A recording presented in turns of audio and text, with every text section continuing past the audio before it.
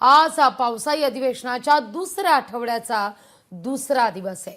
या दुसऱ्या दिवशी सभागृहात नेमकं काय घडू शकतं, तर 3 महत्त्वाच्या बातम्या सभागृहाशी निगडित आहेत।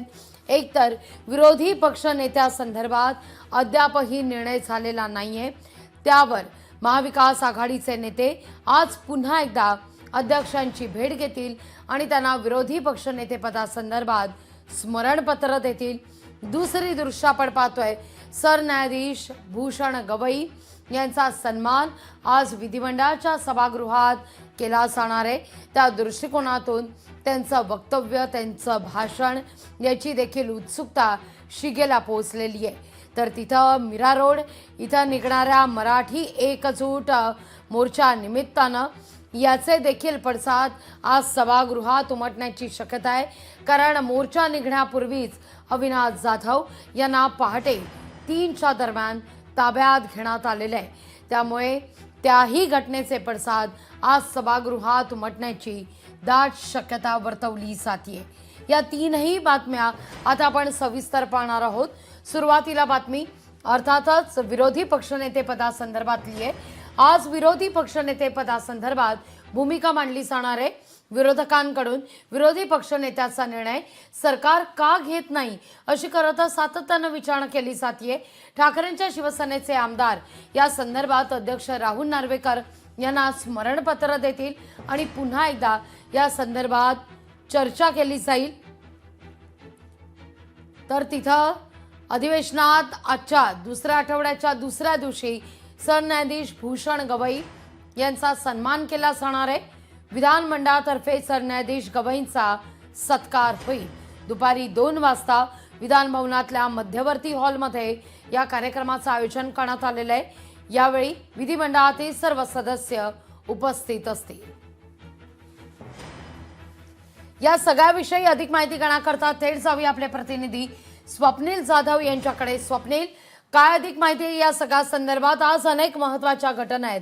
एक तर निशिकांत दुबे यांनी केलेलं कालचं वक्तव्य, त्या अनुषंगानं मीरा भाईंदरमध्ये निघत असलेला मराठी एकजुटीचा मोर्चा आणि अर्थातच विरोधी पक्षनेत्यासंदर्भात पुन्हा एकदा आक्रमक होणारे विरोधक, या सगळ्याचे पडसाद आजच्या कामकाजावर उमटण्याची शक्यता नाकारता येत नाहीये। स्वप्नील, लागवी नक्कीच या ठिकाणी महाराष्ट्र विधिमंडळ पावसाळी अधिवेशनाच्या दुसऱ्या आठवड्यातील दुसऱ्या दिवशी अनेक विषय महत्त्वाचे आहेत आणि ते चर्चेले जाणार आहेत।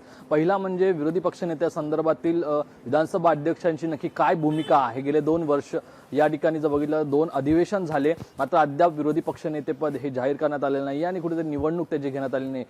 ठाकरे गटाकडून भास्कर जाधव यांचं नाव देण्यात आलेलं आहे, मात्र त्यांची निवड का रखडवली आहे अशा प्रकारचा सवाल हा खरं तर आज विरोधकांकडून सभागृहात सुद्धा मांडण्यात येणार आहे। आणि दुसरं म्हणजे स्मरणपत्र पुन्हा एकदा विधानसभा अध्यक्षांना देण्यात येणार आहे का अद्यापपर्यंत हा निर्णय घेतला जात नाही अशा अशा यामागे अध्यक्षांची नक्की काय भूमिका आहे, अध्यक्षांचं नक्की काय मत आहे, कारण याचा अधिकार जो आहे तो विधानसभा अध्यक्षांकडे आहे। त्यामुळे सरकार अध्यक्षांवरती ढकलतं, त्यामुळे अध्यक्ष का निर्णय घेत नाहीये अशा प्रकारचा हा सवाल असणार आहे। तर दुसरं म्हणजे सरन्यायाधीश भूषण गवई यांचा सत्कार विधानमंडळातर्फे या ठिकाणी करण्यात येणार। त्यांच्या अभिनंदन प्रस्ताव सुद्धा या ठिकाणी विधान परिषद आणि विधानसभा सभागृहात दोन्ही सभागृहात मांडण्यात येणार आहे। त्यामुळे त्यावरती सुद्धा एक चर्चा होणार आहे। शेतकऱ्यांच्या विषयावरती सुद्धा चर्चा प्रामुख्याने होणार आहे। तर तिसरा विषय म्हणजे मराठी भाषेच्या संदर्भात आहे। निशिकांत दुबे यांनी केलेल्या वक्तव्यामुळे काल दिवसभरामध्ये आपण पाहिलं तर विधान भवनामध्ये चर्चा सुरू होत्या, आरोप प्रत्यारोपांच्या फैरी या ठिकाणी सुरू होत्या, मात्र आज पुन्हा एकदा हा विषय जो आहे तो तापण्याची शक्यता आहे। याच पार्श्वभूमीवरती जर पाहिलं तर